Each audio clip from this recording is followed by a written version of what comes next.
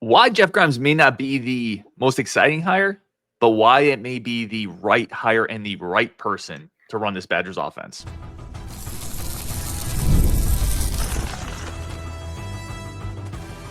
You are Locked On Badgers, your daily podcast on the Wisconsin Badgers.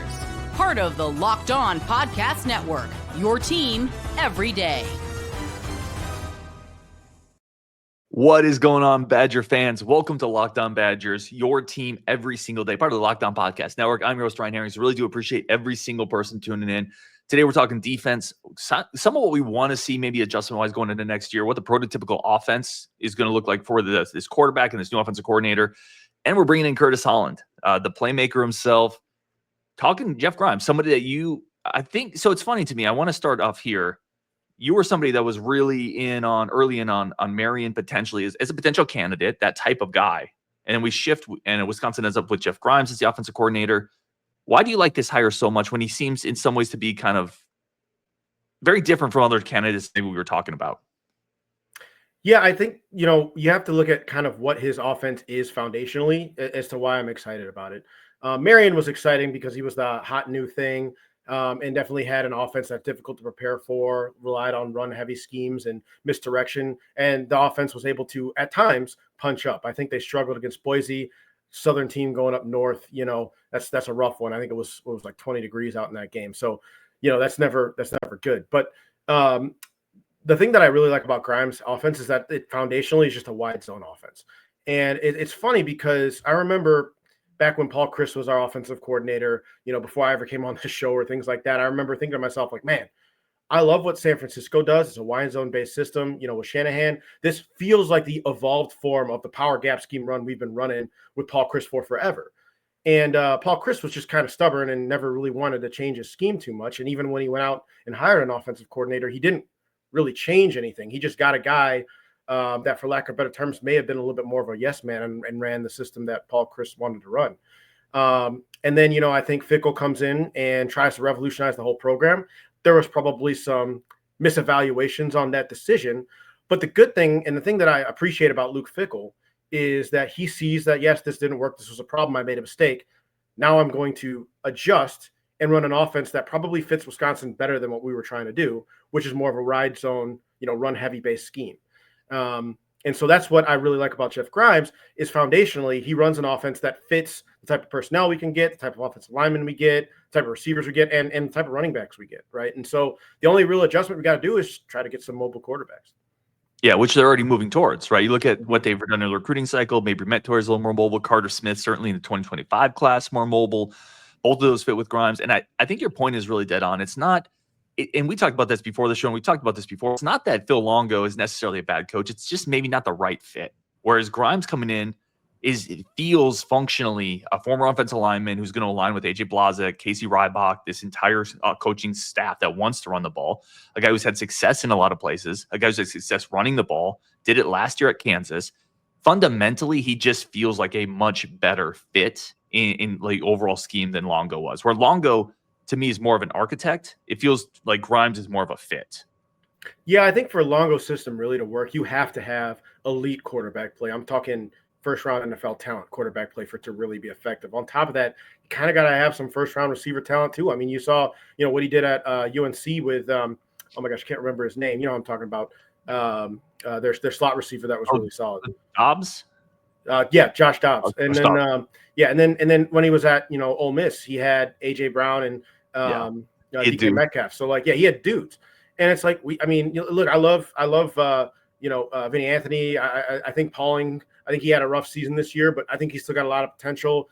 I think a CJ Williams really upped this game, but they're not that, right? And if you don't have that, if you can't reliably win your one-on-one matchups against most corners in the Big Ten, who, let's be honest, the defenses in the Big Ten are a lot better than a lot of these other conferences, you're not going to have a lot of success. And then on top of that, it's a little bit more of a spread-based offensive line look. I do think our line played well most of the year, but it's still not, I think, what our line is built for.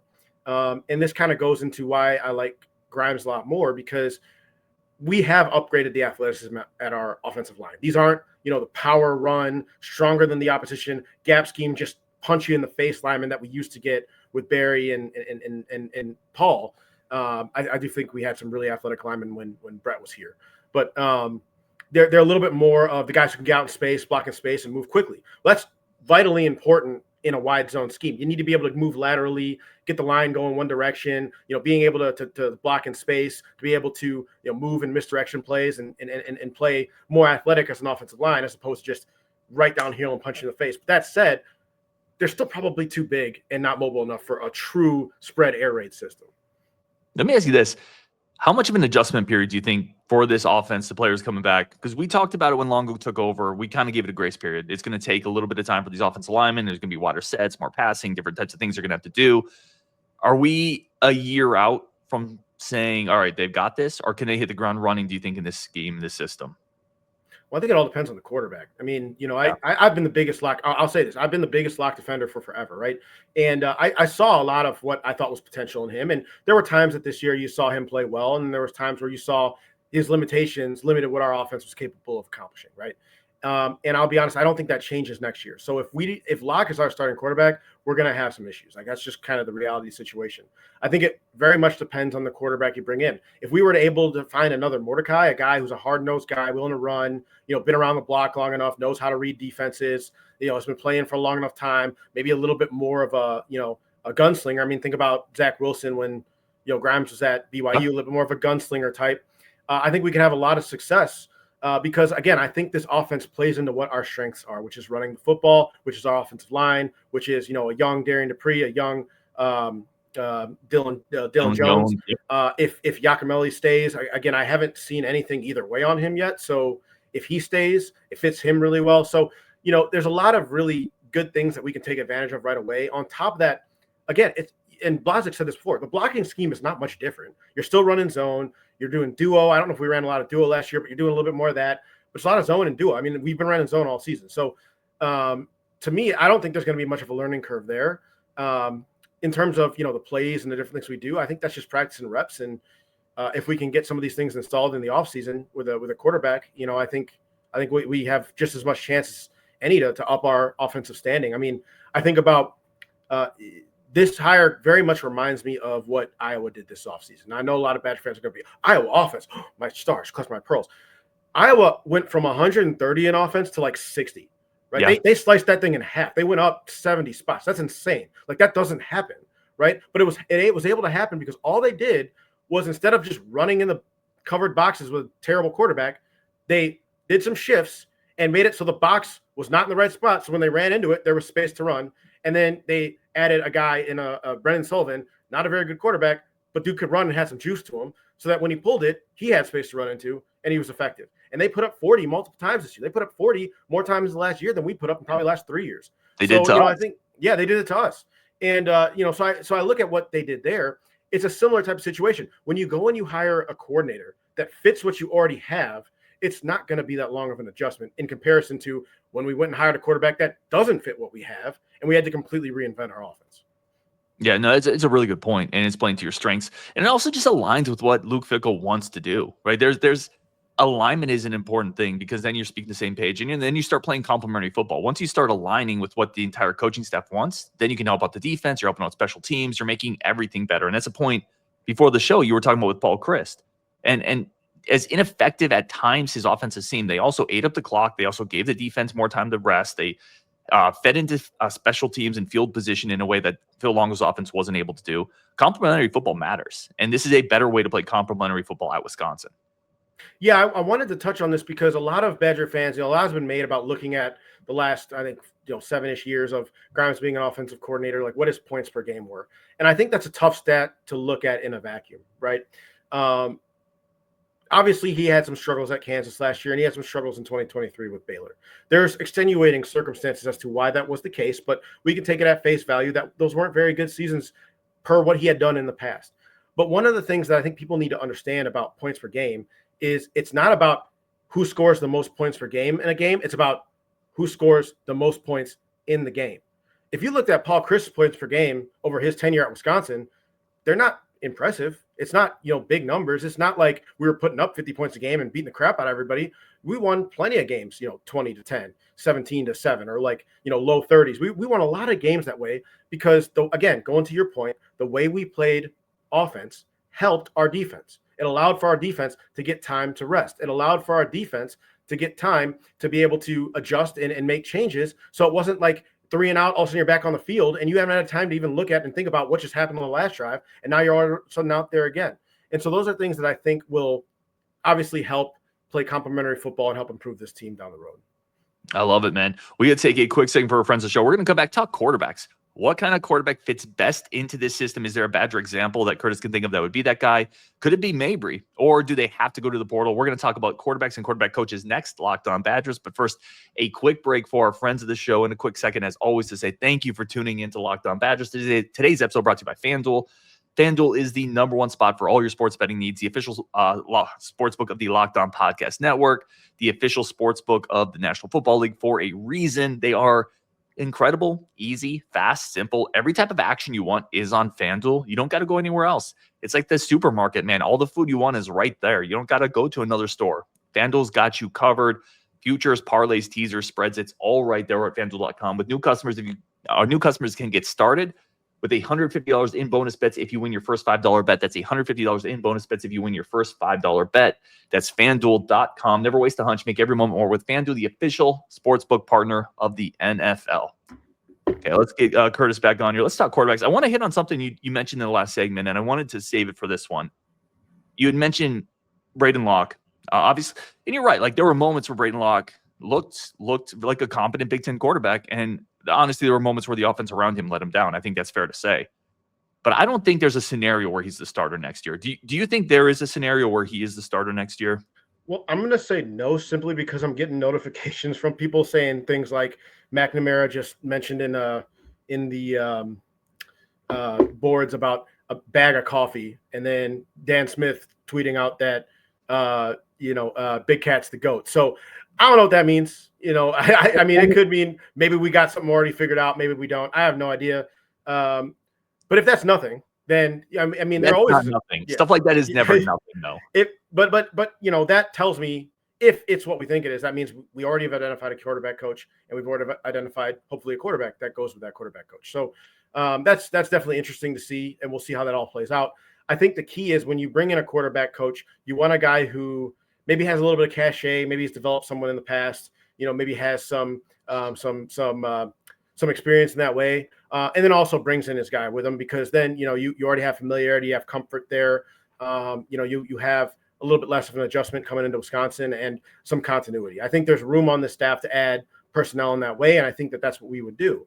In terms of the types of quarterbacks that work well in the system, like I said, I think I brought up already Mordecai. I think Mordecai would be perfect in the system because he's quick, he's shifty, he's mobile, he's kind of a gunslinger, can throw it on the run. He can scramble, and he can run quarterback draw. He can run quarterback power when he needs to, and that's a play that Grimes has utilized a few times. He plays a lot like Zach Wilson did, and Zach Wilson was a borderline Heisman. I don't remember if he went to the ceremony, but he was a borderline Heisman candidate when he was in this system, right? And the number 3 pick in the draft, number 2, like he was a top 3 pick. And let's not get this twisted with his NFL career, which was not great at best, and he definitely had some issues in terms of him being able to process the field and do the things. But think of it like this then, because Grimes was able to get the most out of him, right? Where the NFL couldn't. And you could say that's talent. You could say that's, whatever. I think Zach Wilson was incredibly talented.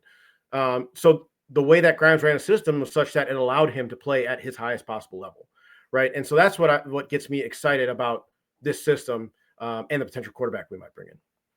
Well, the thing with Grimes, and I think what people maybe were a little initially frustrated with, is there had been talk of you bringing in an offensive coordinator and he's going to fix the quarterback spot. I think that was part of the initial frustration, right? And Grimes isn't that. Grimes is a run coordinator. He's an offensive coordinator. He's a play caller, former offensive lineman. He's here to fix that portion. He's here to bring stability and raise the floor of that offense. And then the other part that was missing at that time and is still a little unknown is now you have to complement him. He's the type of guy you have to complement with that quarterback coach. And to your point, somebody that has some cachet, that was one of the things with Longo that people were enamored with, right? His history and his ability to bring in high-level quarterbacks. That's what this hire has to do. This hire has to be able to continually attract, develop, recruit, and coach quarterbacks at the highest level. Because to the point we had in one of our YouTube chats, I'm going to put it up here, and I forget who said this, but he said, if you don't have a quarterback, the OC is irrelevant. I think it's true, and that's Yeah, I what mean that's that's important. entirely accurate. I think a lot of people a lot of times will blame the coaches and blame the coordinator and things like that. But look at some of the best coordinators in the last few years. I mean, you had great the quarterbacks that went along with them. I mean, Ryan Day was an offensive savant until he wasn't. You know what I mean? It's like, and he had, Justin Fields, he had CJ Stroud. Those are both Yes, guys who were killing it. And then, you go to Kyle McCord, who maybe probably need a little bit more growth. And you bring in Will Howard. Will Howard's not a bad quarterback, but he's not Kyle McCord or I'm sorry, he's not CJ Stroud or Justin Stroud. Fields, right? You look at I think of Joe Brady when he was at LSU. I mean, he obviously shredded defenses with oh my gosh, I cannot remember people's names today. I'm struggling. Burrow. This is Burrows. Shredded defenses with Burrows and was killing it. And then now he's off in the league and coaching things. He might not have a job much longer. I mean, so it's just things like that, like where you see how impactful the quarterback is to this equation. And look at the best Wisconsin teams. I mean, Russell Wilson, right? Tolzien wasn't anything special, but he kept the offense moving and he made a lot of plays on 3rd and 4th down when we needed him to. Jack Cohn, same thing. Not anything super special, but he kept the offense alive. And then when he went to Notre Dame, he helped bring them to the playoffs. So, like, having a good quarterback makes all the difference. And I think that is obviously the most important thing that we need to focus on. And it sounds like this staff is well aware of that. It sounds like they're already ahead of us, and it sounds like there's some movement already happening behind the scenes. I don't know what. I have no intel. I have no information on this. And it's kind of funny. We talked about Grimes, and I was talking about offensive coordinator candidates. The real candidate never gets leaked. Like you never hear him get leaked. Like I even thought about Grimes when I first heard this was open, but then I was like, no, it's probably not gonna be him. It's gonna be a guy like Marion. It's gonna be a guy like, I even liked the Buster Faulkner at Georgia Tech, who runs a similar offense, wide zone scheme, a lot of different run concepts, things like that. I thought would fit in well with what we want to do. But yeah, Grimes really was never brought up. And it was the same way when Longo got hired. Longo wasn't the name that got brought up. Same thing when Fickle got hired. Fickle wasn't a name that got brought up. So, True. I think that the reality is there's probably already something behind the scenes that's already been talked about, discussed, worked out, and hopefully we have a good quarterback coming. The wild thing, man, is as rough as last year was, and everybody was kind of bummed coming out of it. The Discord was sad. Badger Twitter was sad. The show was sad. The reaction shows were sad. This was a 5-7 team with objectively the worst passing attack maybe in the Big Ten. I mean, maybe, right? Locke was 17th in the Big Ten in passer rating. Now, it's not all on Locke. That's play calling, receivers, offensive line. But my bigger point is just getting from that level of passing game, that level of quarterback efficiency, with also no running threat from that quarterback spot, getting from that to middle of the pack Big Ten, you're a 7-5 team, man. That's you're going to win 1 or 2 more games if you make that type of jump in quarterback efficiency. That's how important it is. That's getting the defense more rest. That's not turning the ball over as much. That's getting your receivers more room to play. That's opening up your rushing attack. It's all that matters really next year. You have to improve in that spot. And that's where I'm confident, in whatever we're hearing from Big Cat and Coffee and all that. But just this staff, Grimes, having something that makes more sense, that makes it easier on the quarterback, because I think our receiver room's okay. I like our running backs in this system. It's a better ecosystem for a quarterback to operate in. Good here. Offensive line is going to be fine. I think the pieces around the quarterback are going to be better next year. And I'm confident that they're going to get at least to middle of the pack type efficiency numbers. And that's going to be a couple more wins next year, in my opinion. Well, and it's like I said, it's what's the easiest thing, right? Like, again, going back to Iowa, I know Badger fans, Iowa's the closest comp to this because look what they did. They had Deacon Hill last year. I mean, good God, like, let's be real here. Like, so they had Deacon Hill, and then they go and they get a Brendan Sullivan. Like, no one's sitting here like, oh my God, that's amazing. But they completely just doubled their offensive output because now you're running plays that complement what your offense is good at, and it makes it easier on the quarterback because now you're running play action plays. Now the defense has to focus on stopping the run because your run attack is good. And then that opens up the receivers. It opens up hitch routes. It opens up RPO, play action, all these things. And that just makes the quarterback's job way easier. And that's where I think, you can see moving forward that I think the way that Locke played last year might probably be the floor that this quarterback room can be capable of. Yeah, I think so too. I think you're dead on there. We're going to take 1 second for our friends of the show over at Omaha Steaks. We're going to go back and talk defense. Plus, I got a question from the chat that I want to throw to Curtis in terms of this staff and their ability to kind of identify, develop, and maximize that talent. That's coming up next on Locked On Badgers. First, a quick break for our friends of the show over at Omaha Steaks. And once again, a quick second to say thank you to everybody tuning in as always. Really do appreciate y'all. Omaha Steaks is the perfect spot for your holiday gift giving.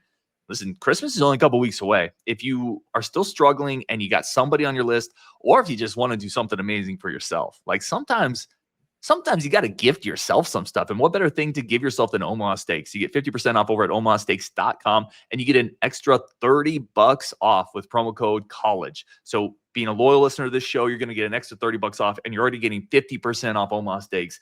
From legendary steaks to mouth-watering desserts, say 50% off site-wide for a limited time at omahasteaks.com. Plus, you get that extra $30 off with promo code college. That's 50% off at omahasteaks.com. And that extra $30 off with the promo code college. Minimum purchase may apply. Be the gift-giving 5-star person with Omaha Steaks this holiday season. You will not regret it. Okay, let's jump back into this with Curtis. I want to start with this question here, man, and then get into defense a little bit. This is from Ryan, one of our YouTube chats. I thought this would be a good one for us to chop up. Can this coaching staff maximize talent? I'm losing confidence in that. And in the context of this question was getting into the portal era. We're going to talk about guys that are coming in. We're going to get excited about some of them. The question is, can this staff maximize this talent, in your opinion? So I think there's two parts to this question and how I want to answer it. And the first part is athletically in terms of strength and conditioning. Yes, I do. I think that they can do that. I think that if you watch the film throughout most of the season, the last 2 weeks notwithstanding, I think we were kind of beat up and more or less sort of resigned to our fate at the end of the year. I don't want to say the team quit, but it did look like the speed that they were playing with early in the year, the energy that they had to start the season had sort of waned at that point. Mm-hmm. But when you look at what this team was this year compared to last year, they were more athletic, they were faster, they were stronger across the board. And again, I know a lot of people are like, well, we're getting beat by Iowa by 30 points. We're getting beat by that. I think that's more of a scheme issue. And I also think that's indicative of the talent and depth at places that we had. I just don't think that this team, in terms of what we had, was as talented as maybe we thought it was coming into the year.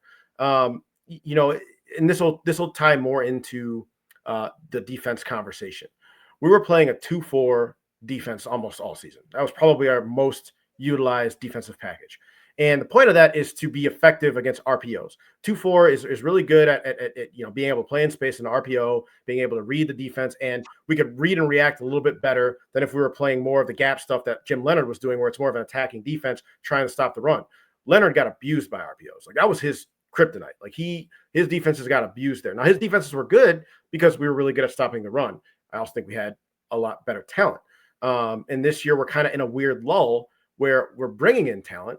I think our freshmen and our true freshmen and our rising sophomore classes are incredibly talented, but they're true freshmen and rising sophomores, right? So you have sort of a gap. And this is where I look at what this team was. You can say it's Paul Chryst's fault. You can say it's Luke Fickell's fault. Doesn't really matter. The effect's still the same. We brought in about 30 players between 22 and 24, right? That's not going to work.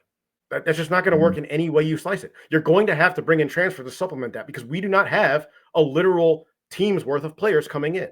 So you have to bring in transfers. Well, what happens then? You get guys that transfer out. You get guys that feel they're recruited over, and so they leave, right? And so then you have a situation where you're constantly sort of playing this game of trying to bring in more guys. And these guys, they're transfer guys. Maybe they work, maybe they don't. People are saying we didn't get any good transfers. That's not true. We got Nizer Forkrean. We got Tommy Walker made a big impact this year. We brought in Elijah Hills. We brought in a number of guys that made big impacts for us. Our quarterbacks. I mean, Mordecai. You can say what you want about Mordecai. Locke, like, even though Locke wasn't great this year, he still was our quarterback all season. We needed him because if we didn't have that, we wouldn't have a quarterback. So it's just one of those things where it's like, yeah, they come in and we get what we get with them. They are already who they are. And at that point, it becomes, can we put them in a position to be successful? I think the biggest issue I had with the 2-4, I can't tell if it was stubbornness by the staff to stay in that formation against a team like an Iowa, or they truly felt that we did not have the requisite talent to put more defensive linemen on the field and be effective. I don't know which one it was. That's where my concern is. And to that point, if the stubbornness is the case, then no, they can't maximize the talent. Mm-hmm. But if it was fully because they truly felt like the guys we had weren't capable of running a scheme that I think we're going to try to shift to moving forward, then they are maximizing the talent. It just wasn't very good talent.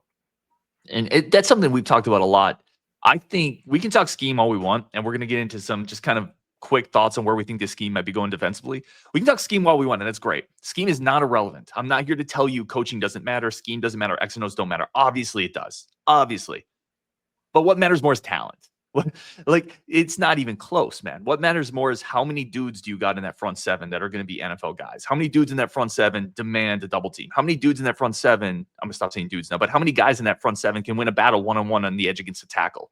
And when the answer to all those questions is zero, maybe one with Elijah Hills, maybe 1.5 with Elijah Hills and Allegro last year, I'm sorry, there's not a scheme that's going to fix all of that. There's just not. And I think that's kind of what this staff, and this is my opinion now, this is me speaking in Ryan's opinion. I think this staff kind of got to that point of there's only so much we can do with these pieces, man. We can put another D lineman on there. He's going to get washed out too. We can put another linebacker out there in a different spot. He's not going to win his one-on-one anyway. So let's play kind of safely. Let's play kind of conservatively. Let's try to keep things in front of us. Let's tackle in space if we can. And I think that was the answer.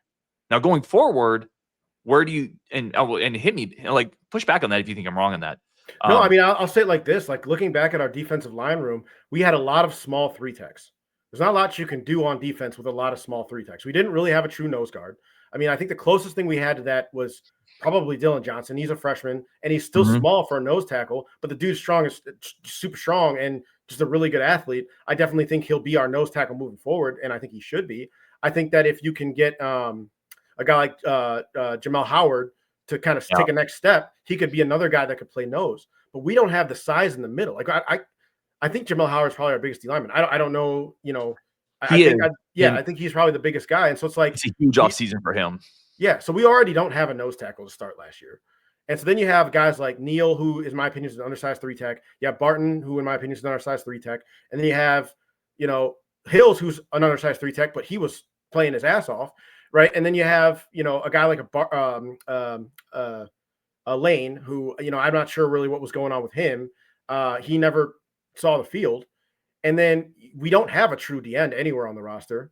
So not with Thompson being hurt. Yeah, he would have been the guy. Thompson could have played D end, but even then, is Thompson an impact D end? No, he's a solid player. But like, he's a solid guy who would be able to help our defensive line, surely, but he's not an impact defensive end. And so you look across the roster, we just don't have the pieces. You couldn't even run Jim Leonard's 3-4 because you don't have the right pieces. Like, we just didn't have it. And again, I'm not trying to disparage a kid. The kids are doing the best they can. And I don't think anybody didn't play their hardest. I don't question the effort that was given by the team. I just think that we didn't have the requisite pieces. And I think the staff knows that. That's why they've been recruiting the way they've been recruiting. Because I can look at the defensive linemen they bring in, and I can point out exactly where they think they're going to fit in the future. And that kind of goes into, I think, if we want to talk about what I think the defensive scheme. Yeah, let's just quickly hit on it, and then we can dive into it in more detail later. Playing primarily a 2-4 last year, which I think we all kind of agreed that was the primary base. That's primarily what they went to. There were a few adjustments here and there. What do you think at the end of 2025, at the end of next season, is the primary base defense we're going to end up seeing for this squad? Yeah, so I think Fickle touched on it a little bit in his presser, and maybe I'm misquoting him here, but it sounded like he wanted to get to more of a 3-3 over or 3-3 under defense, which is probably the defense that we should have ran out the gate. I think it's funny because we've been marked as a 3-3 defense. I don't think we've ever run a 3-3 defense at Wisconsin. And I've always liked the 3-3 from more of a nickel set. Like, I would have preferred that even when Leonard was here, running more of a 3-3 than a 2-4 nickel, because it keeps your big, strong lineman on the field, and it makes it a pain in the ass for the offensive line to block. And so, I think that that's probably what we'll see. And so how that would work is essentially, instead of a 3-4 where you have a nose tackle, you have another 3 tech who's really big, and maybe either a 5 tech or another, nose tackle, another 3 tech. You can kind of mix and match what you do. And then you put 2 linebackers on the outside. All that does is take one of the linebackers away, replace the outside defensive lineman with a true D end, and then you have a nose guard and a 3 tech. Or you could put 2 nose guards if you're feeling ambitious. I don't know. Mm-hmm. But, but at the end of the day, that's kind of how it structures. And then you still have your 2, your Mike and your Will linebacker in the back, and then you have your, 5 DBs on the field, however you want to do that. So our pass coverage doesn't shift too much. The fifth defensive back might have to fill in the run fit a little bit. But the thing I like about this is it can be a little bit more modular, because then if you're playing in Iowa or a Minnesota who all they want to do is run the ball, you can sub out that DB and throw a linebacker in, and now you're in a 3-4, right? And Really it's, easily. it's really easy to do that. Or you stay in a 3-3, and instead of playing a Daryl Peterson as an outside linebacker, you can put in an Ernest Willard. And then essentially you have almost or a an Aaron 4 Witt, like right? that Or an bigger. Aaron Witt, like another big, powerful linebacker that can hold up to the run, right? And so that's a little bit more of an effective defense. And I think when you look at what we're bringing in from a defensive line perspective and the guys we're looking at in the portal, it screams to me that that's what they're trying to do. You need 1 to 2 solid nose tackles to run this defense. I think, and like I said, Jamal Howard, he's becoming, I think he's a rising redshirt sophomore this year. I think you need to see him take a step. But I think Dylan Johnson is a guy who can be a nose in this defense just because he's a beast. Dylan worries me a little bit about a guy taking too much pounding, because even though he's a super wrestler, strong, dude, and he's 20-something. I'm actually less worried about that than I think. He's a freshman, an old freshman. Yeah, but he's also, but I mean, he's in the prime of his physical condition. I mean, you peak from 20 to 25. So I'm not too worried about him in that regard. I think he's strong. He squats 700 pounds, bench 400 pounds. I mean, he's like I said, championship wrestler. Like that dude, I'm not as worried about him. He is undersized. If he was bigger, awesome. He'd be an All-American and he'd be at Alabama. He feels like more of a. I don't know. He feels like you need somebody a little more bigger there, and maybe that's where you timeshare Howard. Well, and that's where maybe a guy like a Petway in the future can get into. Maybe he can put on 50 or so pounds and really get to be that big. Well, I think Uponu, like Xavier Uponu coming in, is exactly. Uponu, he could be that. I think Uponu maybe in the front they're going to play him as a 3-tech out the gate, or maybe they may be playing him on the edge against a team like an Iowa who can just stand up and stop the run, right? And so, but then when you look, like I said, you look at the recruits we're bringing in. You're bringing in a Petway, a guy who's a project, probably needs to put on some weight, but can play 1-3, maybe even 5 if he's fast enough, right? And then you got a guy like a Clayton, who to me is between a 3 and a 5, right? You got a guy like why do I keep forgetting his name? Jalen Williams. Jalen Williams. That's a clear 5-tech defensive end. He is an NFL caliber defensive end from a size perspective. Those are the guys we don't have. Lateju you can put there, right? And so these are the guys that we don't have on this roster right now, right? If we had JJ Watt, that'd be different. I'd be singing a different tune, but we don't have him right now. We don't have anybody like that. And so that's where I think it allows us to play the defensive front I think they want to play, right? And I think that to me plays into the strengths of Wisconsin, because you can still recruit the same defensive tackles that we've been getting. You can still recruit the same outside linebackers we've been getting. You might not have to rely on them as much if we're playing more defensive ends. And then now if you can get 1 or 2 defensive ends, you can start stringing those guys together. I mean, we're going to be cooking. So that's where I feel like this defense is trying to get to. And that's what I think they wanted to do. I just don't think, and again, looking back at it, I don't think we had the pieces. And even, going back even before that, like in 22 and going into 23, if Jim Leonard was our coach, I still don't think we have the pieces that we need. I agree. Defense. So, that's kind of where I'm at. And I think that's why this is such a slow build. And I think that's why you keep hearing your boy Brian Smith talk about defensive linemen. And this is going to take a while to rebuild because you can't just fix this in one offseason. No, I completely agree with you. I'll kind of wrap it here, but I think there was this weird confluence of events that happened at the same time where you had Leonard leave, Fickle leave, and you also had a dramatic drop-off in talent in the front seven, which made it look like it was just a coaching thing. When you see that drastic difference in defense, and it is a coaching thing to some degree. This is where all these things are intermingled. Like it's a confluence of events, but it was also just a drastic drop-off in talent. And if Leonard had been here, if anybody had been here, if think of Newt Rockne coaching the defense, it wouldn't have mattered. There weren't NFL guys in the front seven anymore, whereas in previous years we had 2, 3, 4 of them on every defense. And that was just the biggest difference. That's the biggest difference. That talent level has to get back up to where it's at. Otherwise, no defensive coordinator makes that big of a difference because they're not out there taking on the double teams. And I think one thing I want to say, especially when you look at the really, really good defenses that Leonard and Chris had, I do feel that pre-COVID and post-COVID, the level of effort that they put into recruiting and development, it was almost night and day. Because they absolutely developed guys like Zach Bond, TJ Edwards, TJ Watt. Although Watt was before Leonard.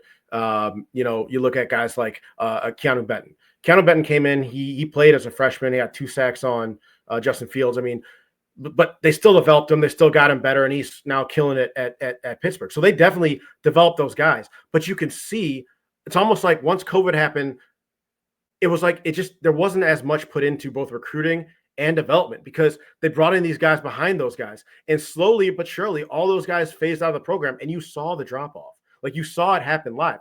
Like, we went from 21 with the best defense we've probably ever had. 9 of our players leave. And all of a sudden, 22, we're fighting to make a bowl game, and Paul Chryst gets fired, right? Yep. And then you lose the rest of those guys. And then in 23, we're trying to string something together with the players that we have. And you could say maybe we mismanaged the bowlers, but I don't hear his name anywhere right now. You could say we mismanaged some of these other guys. I don't really see anybody other than Jordan Turner, who was a leading tackle on a 5-7 Michigan State team. I mean, yeah, he got a lot of tackles. They were 5-7. I'm not, so it's just one of those things where it's like there was a fall off, and I think this was going to happen regardless of who the coach was. And I think it's, are they maximizing the talent?